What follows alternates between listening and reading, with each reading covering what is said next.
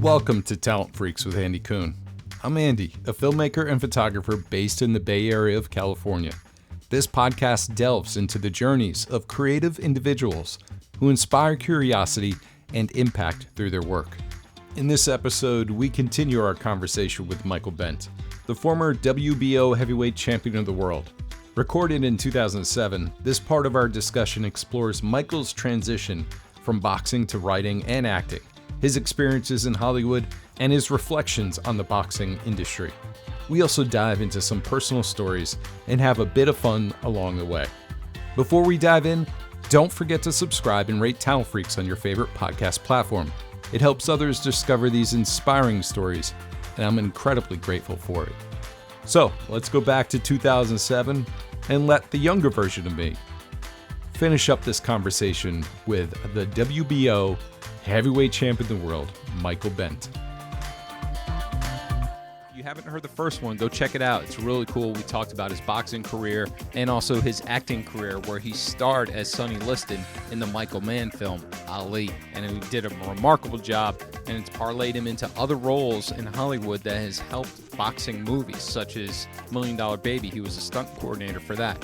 So him and I finish up our conversation, it gets a little personal, and we just start having fun. So if you heard the first one, the second one's a definite.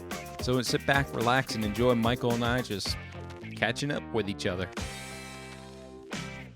After your boxing career was over, did you started writing? You started working with... I did actually, yeah, I did. I started to write for Bert Sugar's Fight Games.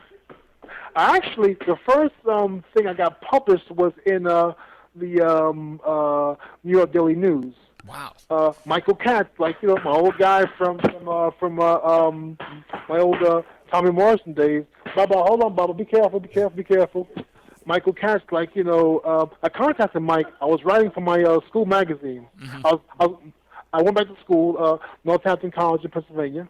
Okay. And I was contributing articles to the newspaper up there, to school paper, man, which I forget the name of it. And I called Mike Katz and said, Mike, I got this article I wrote about the Holyfield Tyson fight. You want to run it for me? He said, sure. Set it down. Let me take a look at it. And he ran it. That's awesome. I'm like, whoa. I'm like, shit. And then I went to a press conference, and I ran into Bert Sugar. You know who he is, right? Oh, yeah. Yes. Yeah. And Bert said, hey, Mike, I saw your piece in Daily News. I'm starting a new magazine. Why don't you write for it? Nice. I'm like, he's like, I'm going to pay you. I'm like, you going to pay me to write?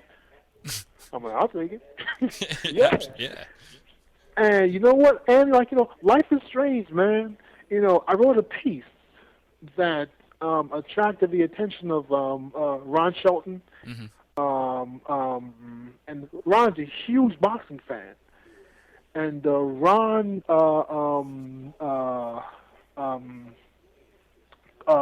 when I asked Fred Berner to contact Ron regarding, the Ali contact, he said, look, if Michael Bentt can act like he can write, he should be in L.A.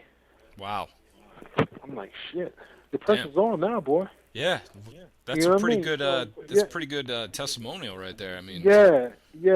And Ron, has always taken care of me, man. I've been in 3 of his films thus far. So what's the name? Wow. Dark Blue. Dark Blue, yeah. And Hollywood Homicide. 2 of his films.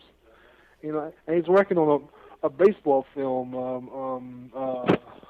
set in the minor leagues that I hope to be a part of as well. Now, you were also in Firefly, I see. Yes, that's right. Yeah. I had a guest starring role on Firefly. That is one of my favorite shows that came out in the past 5 really? years. Yeah, I love that show. Really? I'm just upset that they, canceled it after 1 season. Did you see the movie? Yeah, I saw the movie. I loved it. Okay. I didn't. I actually, how weird the world is, man. Once again, it's a real small world. Yeah. Gina Torres, you know who she is, right? No, who is that?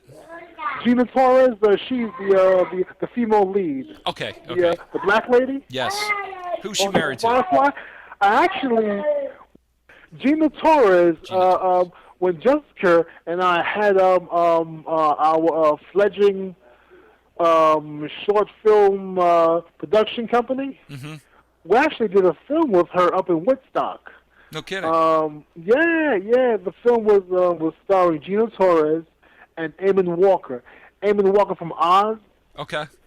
Yeah. And who would have thunk it, man? Like, 5 years later, I'm working with the woman, on Firefly, and meeting Lawrence Fishburne, her husband. You know what I mean?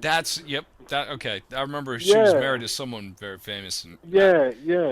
Man, I'm a huge fan of that show, and I didn't realize until I saw your IMDb website and it said Firefly. Yeah. I was like, cool.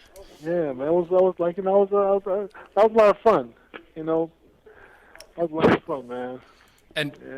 And man, I could talk to you all night. To be honest, this is great. Good. It's all good, Andy, man. This is great. But I just want to go back and if you could just talk to me about your experience when the last fight that you had, and how it changed your life. Well, no fighter ever wants to go out on a loss. Mm-hmm.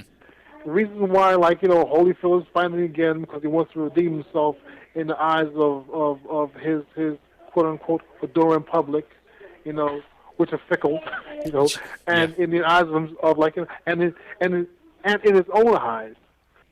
I don't think. I don't think I have the emotional stamina, the emotional endurance to be a pro fighter. You know what I mean? Right. Which is why, which makes me marvel at guys like Lance Lewis, Mm-hmm. who remain at the top of the boxing world for almost a decade. And then just walks away. Exactly. I'm I have such respect for that man for doing that, And Lance Lewis is the kind of guy who doesn't even think about coming back because I would think that he has nothing to prove. Yeah, absolutely he's nothing. Going out on top, and even if he would have gone out, with a loss, he strikes me as the kind of person who has enough self-discipline mm-hmm. and self-belief that something else will fill a void that boxing left. You know what I mean? That's very interesting. You said that. Because it's interesting to hear your take on Lennox because the perception that we get from being a viewer of boxing is that all the other fighters kind of look at Lennox like he's a coward or that he never wanted to fight the tough fights and he did fight all the tough fights. Oh hell yeah! I mean, you know what? I think the reason why basically the American fight audience was really tough on Lennox, and I have to admit myself, I was also tough on Lennox. You know what I mean? Mm-hmm. I think accused him of not of not really digging down as deep as a champion as acclaimed as he should. You know what I mean? Right. But in retrospect, man, the guy did all he had to do the guy did what he had to do to win. And he's never going to be given the accolades in this country because, he's not an American. You know what I mean? And that's the key right there. Because hell yeah, absolutely. Everyone just teased him about his accent. Sure. And he smacked Americans around. Else.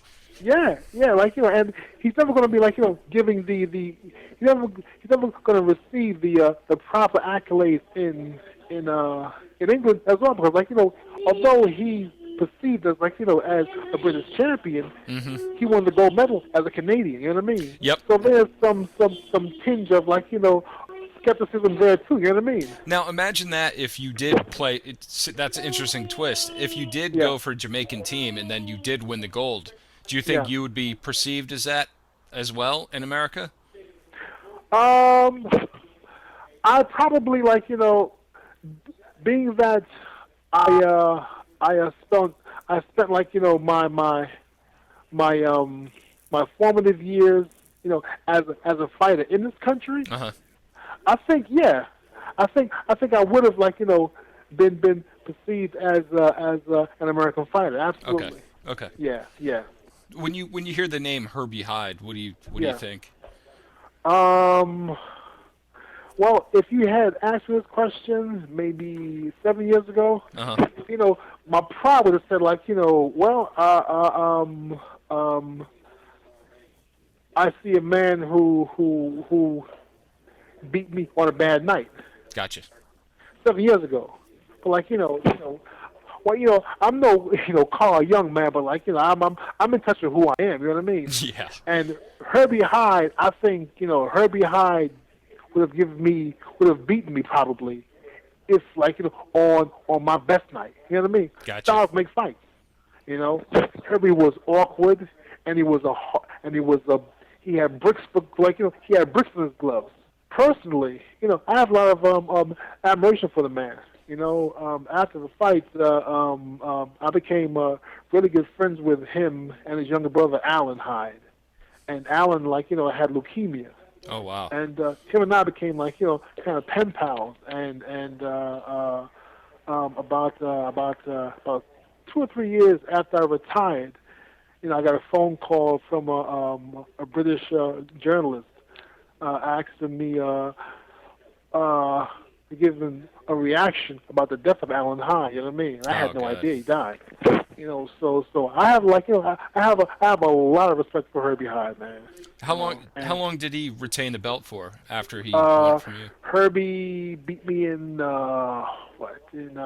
94. March of '94, and he lost it to Riddick. I think maybe 18 months. Okay. But he won it again. He fought Tony Tucker, and stopped Tony Tucker in England in I think 2 or 3 rounds.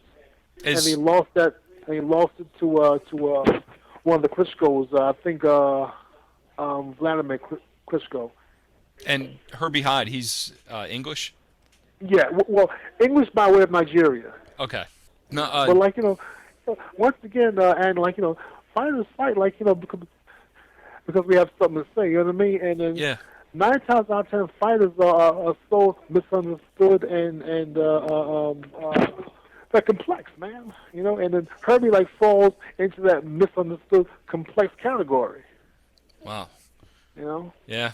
And that. So how did you? What was your what did you go through thinking about when the doctors were saying that you should never fight again? I mean, was it an easy decision, or was it because you're saying going out with a loss is really tough as a fighter? Yeah, and as a fighter, even though once again, I never liked the pro game itself, but that defines me. Right. It's what I did for 18 years, and when people saw Michael Bentt, they saw a fighter. And, nothing is going to make a fighter's chest swell more than being recognized as being a fighter. Right. Which is why Ali fought, past his prime. Holyfield fights past his prime. Because the allure or the attention is intoxicating, man. Yeah. You have to have it. But I always resented it. I never trusted it. That kind of attention.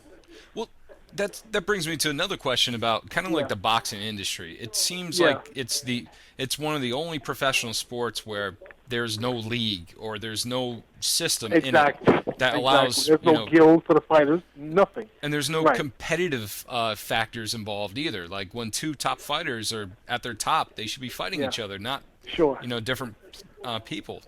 Do you ever think or hear, because you're in that mix, do you ever hear of anyone trying to make a change to that, or is it so overwhelmingly run by business and gambling that it will never happen? I don't know. This thing has been existing the way it is. As bad as it is or as good as it is since modern. I don't know, Andy. I don't know if I can honestly answer that question, man. Or I don't know if I can give you an informed answer. Gotcha.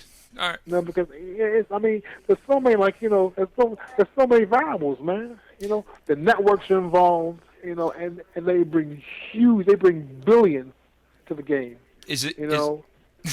This is awkward. Is it because if you say anything, you'll be taken out? Is that it? Thinking about who ain't there. I don't fight anymore. No, I know. I'm No, talking no, about the no. correct. I mean, like, it's just too complex a question. You know what I mean? Yeah. You know, I mean, does the game need reform? Hell yeah. Okay. Absolutely. You know what I mean? Yeah. Is government reform the answer? I don't know. Because McCain talked about it, and that doesn't mean anything's going to happen. I think that was more or less like, him jumping on the Muhammad Ali sympathy bandwagon. Yeah, you're right, because it did come out during that time. So what has happened since then? Nothing. Nothing. So in that respect, I think it's all window dressing, man, and double talk. And to be honest, they need to be working on different and better things than that at this moment, especially at this moment. I think there's an organization that I'm a part of, that I'm a representative of, that's making some strides, like in making small strides. Hey, Baba, hey, man, making small strides in the lives of individual fighters. That's the Retired Boxers Foundation. Wow. And Alex Ramos and Jackie Robertson. Hey, Baba, oh, hey, what's the matter? More milk? Okay. Wow. Come on there, Andy, okay? I heard the kid grow about like 2 inches since we started this. all that milk you're giving him. I know. That's like his pacifier, man. You know what I mean? Yeah, I hear you. That buys dad some time. But it's complex, but it's simple. The answers are right in front of us. But like the people who have the leverage to actually make a difference, they could care less about fighters, suffering from dementia, and living, in squalor. You know what I mean? Right. They could care less about that. Yeah. That's the cold hard, that's the cold hard truth. Where's Mike Tyson going to be in 5 years? Oh, God knows. You know what I mean? I mean, they're already huh? I was going to say about 2 years ago, they're already talking about putting him on a reality show. Come on, man. See? So when will we learn as a boxing community that Joe Louis, Ray Robinson, these guys were superstars, right? Icons of the game. Yeah. And they died penniless. There's a pattern there, man. Yeah. You're absolutely right. Evander Holyfield, when's he going to be like in 15 years? I hope he has some savings. I mean, the paydays he was receiving were ridiculous. Well, if he did, he wouldn't fight again. Yeah, I mean, it goes beyond, I think it goes beyond the proverbial pat on the back. You know what I mean? The best way to make a hustle as a fighter is to fight. Right. And to make a quick payday too. Yeah, exactly. So it's when I watch these things, man, it's painful to watch. It's part of the culture of boxing. Yeah. It needs reform. It needs for someone to not be of the boxing community per se, but to have a love of boxing and to have some leverage. Now, I don't think this is the case, but if Don King was suddenly out of the picture, do you think boxing there would be a chance of reform, or do you think someone else would just step in? Andy, before Don King, you had your Frankie Cabos and Blicky Palermo's, man. He's just a little bit more progressive. I mean, a little bit more progressive and a little bit more ostentatious. Shall we say? Sure. If that's the right word. I have to look it up. I'm not really familiar. Don's a bit more flamboyant. Yes, and he gets media attention. Yeah, you're gonna attract attract attention. Mm-hmm. But there's no. I mean, as great as Don King is for the game of boxing, I've never done business with the man. But okay. I've heard network heads say that they would much rather do business with Don King than the Bob Arum. You know what I mean? That's interesting. Right, exactly. Wow. That being said, I've done business with Bob Arum. You know what I mean? I happen to like Bob Arum. Mm-hmm. I'm very fond of the man. Like, would I, if I was in a boxing game as a manager or trainer, or a fighter, would I feel that way about him? No, probably not. You're right, but as a business, you look at Don King as getting you the biggest purse, the most people to watch it. So of course you're gonna love dealing with him. Yeah, yeah. I mean that's what he's about. Right, and I think like the era of Don King, like being the vanguard of these big boxing events. I mean, it's past. You know what I mean? Yeah. Now like HBO like is the granddaddy of like massive events now. You don't get involved in a big boxing event without having HBO attached to it.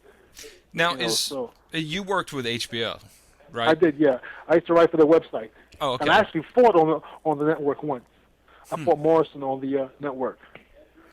That's interesting. That's because you said Larry Merchant came up and interviewed Yeah. afterward. About 2 years ago, I was at Ron Shelton's house watching the UFC Texas game. What's that? It was like some bowl game. Okay. Right. And Jim Lampley was there. Mm-hmm. And Jim and I started boxing, start talking about fights. And he says to me, Mike, we're auditioning fighters for a new installment of HBO Boxing. Mm-hmm. Why don't let me see if I can arrange for you to be auditioned. It's fine. I'm cool. Why not? Go ahead. So I place the call, and I get flown out to Puerto Rico to audition, do a on-camera air test with Jim Lampley and Larry Merchant for a fight, right? Mm-hmm. And the person who was the most informative to me, the person who was the most embracing to me was Larry Merchant. Larry Merchant, yeah. Yep. He does know his shit. I got to give him that credit. He took me aside. He said, Mike, tonight when you're doing the on-air test, don't worry about what Jim says. Don't worry about what I say. We're bringing you aboard for this test because you're an expert in the fight game. You fought for 18 years. Nice. You know the game. Right. Don't be afraid, to speak your mind and be clear in your thoughts. That helped you out big time. Oh, absolutely, sure. Because here's a guy although I didn't go to Puerto Rico really liking the guy. Right. Because it was his on-air persona. I respected that, and now I have a whole other opinion of him. Oh, yeah, professional respect. I mean, even better. Yeah, And I may not agree with everything he says, but I mean, when he says something, I don't get a sense he's being malicious. You know what I mean? Right. He's just being factual and trying to get to the bottom line. But I mean, he's actually I actually find him to be a real sweet man. That's great. Yeah. Who would have thought that? Because I mean, well, when I fought Morrison, man, we did these a pre-fight HBO interview, and he was just trying to undermine me, psychologically. Right. And I wanted to say, motherfucker, who you talking to?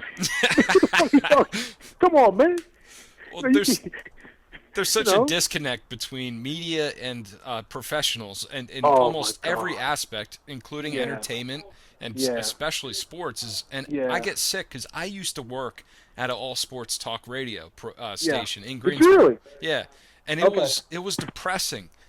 I mean, these people would call up every single day and talk about their teams in a way that was so intimate that they knew all this knowledge and everything else, and it's just like, wow, you invest a lot of time into this team. Isn't that scary? But you know what? It brought a perspective to me, because at that time I was a sports geek. I was a sports nut. Then after that, I kind of took a look at myself and was just like, I don't want to be like that. Right. I hope I'm not perceived like that, because at the time all my friends were like, hey, any sports questions, ask Andy. But oh, was that you, Andy? No, I see. The funny thing, in the South, it's all ACC, and I don't know anything about ACC because I'm a Big East, New York Jets, Yankees, Nets fan. So so it's different. It's almost the same kind of mentality, but it's in a professional sporting environment up north. Down here, Yeah. it's college sporting environment. So, Okay. Okay. but I Okay. couldn't understand it. I mean, these Yeah. like Tar Heel fans wanted to kill Duke fans, and Duke fans wanted to kill NC State fans, and it was chaotic. I've never been in an Yeah. environment like that before. So, Yeah. Yeah. yeah, weird. But anyway, I Yeah. digress. No. It's all right. But man, so what are you working on now? So after you finished, where was I? I guess. I was I landed a role as a recurring character on a TV show called Heartland, Uh huh. and recurring role. What's know. behind that? Exactly. It means it means reoccurring. It means basically they write you in as they see fit. Oh, okay. You know. So yeah, I was all amped up for like at the reoccurring role, opposite Treat Williams and Dabney Coleman, and bam, we do the first episode, and bam, no phone call for like 2.5 months, and no phone call for 4 months. It's back to the old grind, man. So today I had a audition for for CSI Miami, and I stunk out the place, but that's part of the process. You know what I mean? No. But oh man! But in the meantime, you've worked on independent productions. How's that been? I haven't done as much as that as I've liked to, Andy. Oh, okay. My agents and managers don't really submit me for for indie projects. Although I'm going to massage the idea to them. You know what I mean? Mm-hmm. That let's. I mean, I'm at the point now where I need a nice role to to up my profile. You know. I got you. If people aren't coming to you, you have to do it yourself. Well, that's what you did with Broken, wasn't it? Yeah, exactly right. Exactly, that's right. Exactly. I'm in the midst of developing a script now that has already a potential investor. So.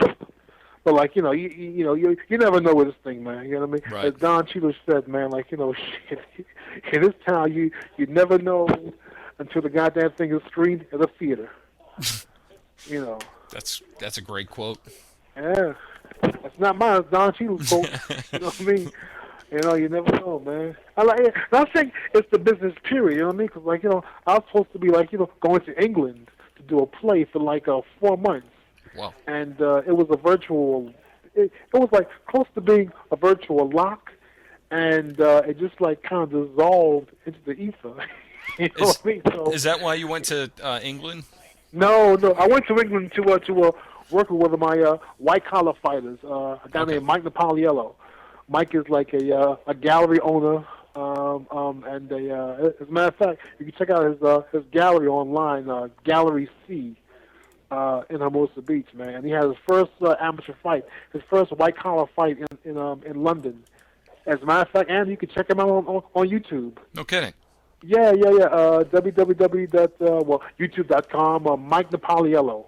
Napoliello. I'll listen to the recording later. Yeah. And he fights. He fought Madonna's hairdresser. No kidding. Yeah. It was a very competitive fight, man. It was very competitive. Oh wow. So that's why I was over in the UK.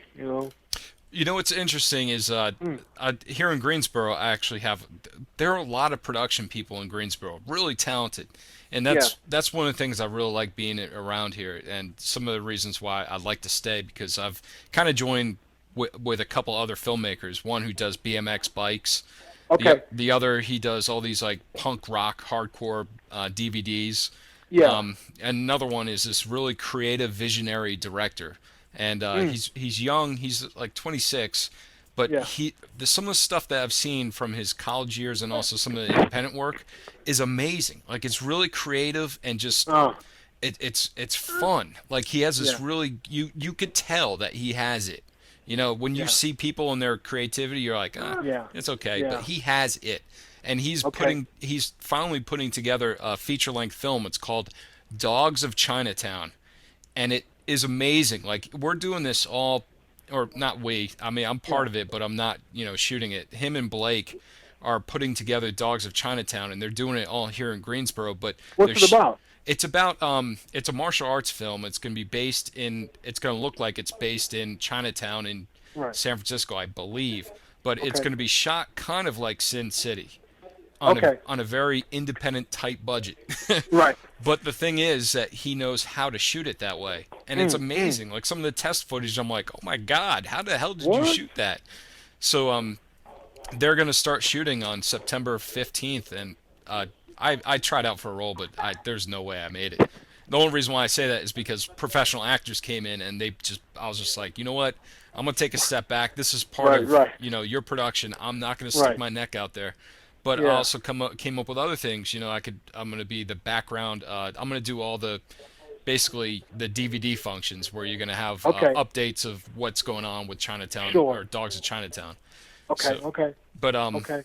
and I guess that's what my specialty is now. It's more about I've become like this, a documentary filmmaker, Right. and I've positioned or past couple of years I've really embraced the web and where everything's going, kind of video on the web, Yeah. and I Yeah. see like a transition of my talents going from documentary to posting more online. Mm. And online marketing. So my talents Yeah. have kind of changed. I still love documentaries, don't get me wrong. Yeah. Yeah. But I see how I can market this film by, shooting behind the scenes and then start Yeah. uploading That's it. right. That's right. And people start getting interested. They're like, oh, what's Yeah. going on with Dogs of Chinatown? And keep going Yeah. back and forth. Yeah. And so but I think this film is going to be outstanding. Really? I'll send you a couple of links to some of the Yeah. Do that, outtakes. Andy. Do that, man. Now. Do you know of any other productions that are popping off in that part, like in North Carolina? There's on occasion they do come around every now and then. Yeah. Especially around here at Greensboro, High Point, and Winston-Salem. There's Okay. Winston-Salem. We have School of the Arts, which a lot of professional producers and directors from Hollywood come over and teach for a Okay. semester or two. And there's one guy who's a cinematographer who taught there. He came to one of our casting parties, Yeah. and he just finished an independent film himself. It was about robots that kind of watched the city, almost not quite iRobot, but Okay. similar to that, where Yeah. it's kind of chaotic in that kind of realm. But Yeah. it's almost like government is watching every move, and these robots are the ones that are doing it, and it's Yeah. all done independently as well. And I think he had some financing coming in from outside Right. sources. But Yeah. yeah, it's kind of hot over here. I mean, it's real easy to shoot around here. People are really good about, donating spaces as far as like Okay. restaurants or, Right. I mean, any location you go talk to. I mean, Yeah. worked on an independent film that we had no budget, and we shot a movie. Every place I went to and talked to, they were like, sure, but you have to do it between these hours. Is that right? Yeah, and it was just like Okay. there was no, there wasn't any, like, we had to give them money or anything. Okay. Okay. But I think that was Okay. also because it was independent. We Right. had no, Sure. we had Sure. no budget. Sure. Okay. But Interesting. yeah, if you ever think of any ideas, or if you want to think locations, this is a great place for it. I'll keep that in mind, man. I'll keep Yeah. that in mind. You know. I got this Yeah. side covered. I'll keep that in mind, Andy. Cool. You know, it's good to have friends in those kind of places, my friend. Yes. And, You know, absolutely. well, Yeah, man. man, an hour and a half we sat and chatted. I've been out. That's right. Jesus. Yeah. You know what, Andy, man? We could chat for for days on end, man. Hey, I got You know? no job. Well, I'm just kidding. unfortunately, I have a little guy who made a mess in his pants right now, I know. and it smells like New York sewage, buddy. Oh, the milk came out, huh? No. His he made a little mess in his pants. Gotcha. Yeah. The Yeah, I can't wait for those days. Oh my God, man. You know, although I mean, it's a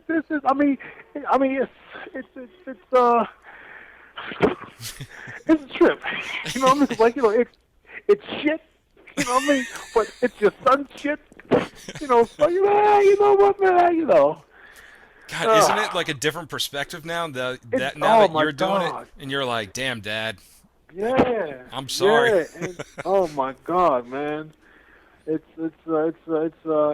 makes you really reflect, you know, and it opens up different portals to who you are and who you were. Yeah. You know. And it's interesting too because you start thinking about like the legacy of your family and That's like right. because when your father grew up, they got it from his father and so on and so on, and it's just like wow. Yeah. Oh, Andy, you know what, man? What's up? I don't know if well, of course you have bookstores down there. But there's a book that chronicles the 80th anniversary of the Golden Globes. It's called Cradle of Champions. Cradle of Champions. And it's in bookstores. Yeah, it's in bookstores now. I'm featured like, you know, kind of prominently in the book. As a matter of fact, I'm doing a book signing out here in L.A. for the book on the 11th of August. Congratulations, that's awesome. Yeah, thanks, man. Thank you. So if you get a chance, man, go to like a bookstore and check out the book Cradle of Champions. It's written by Bill Farrell. Sports Publishing LLC is the publisher. Excellent. I definitely will. Did you help write in that? Like some sections? I wish I did. No, I didn't. But you're featured in I have a few quotes that's in the book, and a few pictures of myself, Riddick Bowe, and Mark Breland. Nice. Do you ever get to sit and chill with some of the old-time boxers, like when you grew up with? You know what? The 80th, they had like a kickoff for the 80th anniversary of the gloves, and I went to New York for that for like a day, man. I got a chance to see like, you know, some of my Golden Glove alum, Mark Breland, Riddick Bowe, Carl Williams. Man. Who else? Man, a bunch of guys, man. Wow, who else? Juan Laporte. Bunch of old time cats, man. There's one guy who you may be familiar with, who won the gloves like in the late 50s, Emil Griffith. You know the name? No, I don't. I'm sorry. No. Well, there was a documentary that came on that aired about him like maybe a year and a half ago, called Ring of Fire. Mm-hmm. You familiar with that? No, I definitely will check that out. Documentary, me, man. Emil Griffith, you know, is gay. Oh, really? And has always been gay.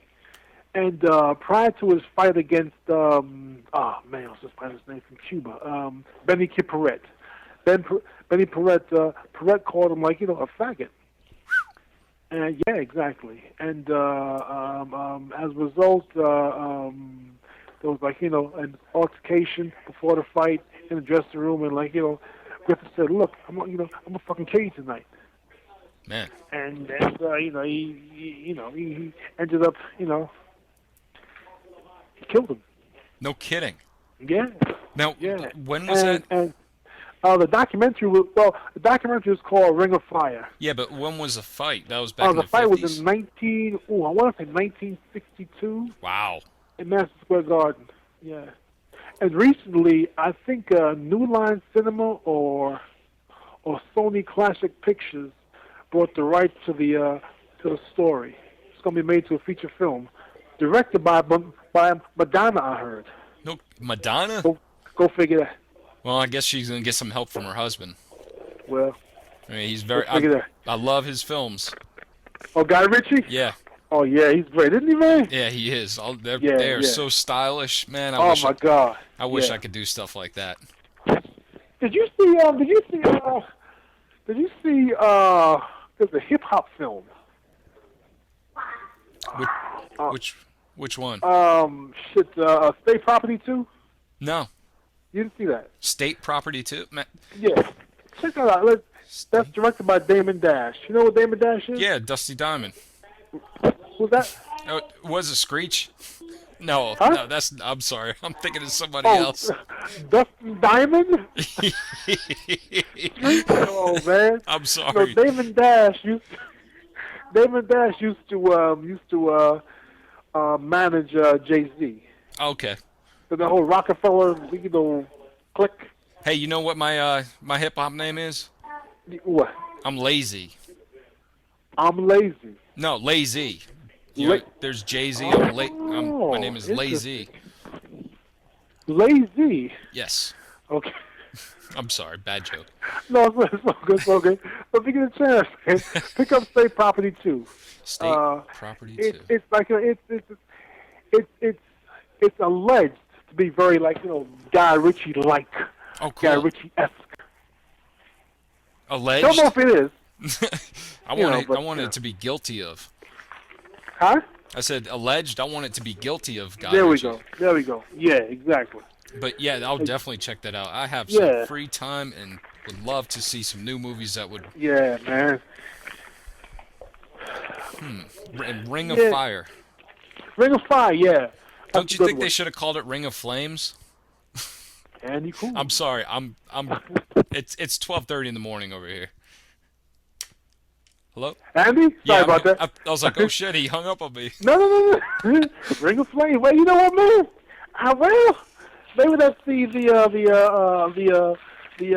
Broadway comedic version, man. Exactly. I don't know, man. It's the bad taste version. And What? Yes. Andy. yes.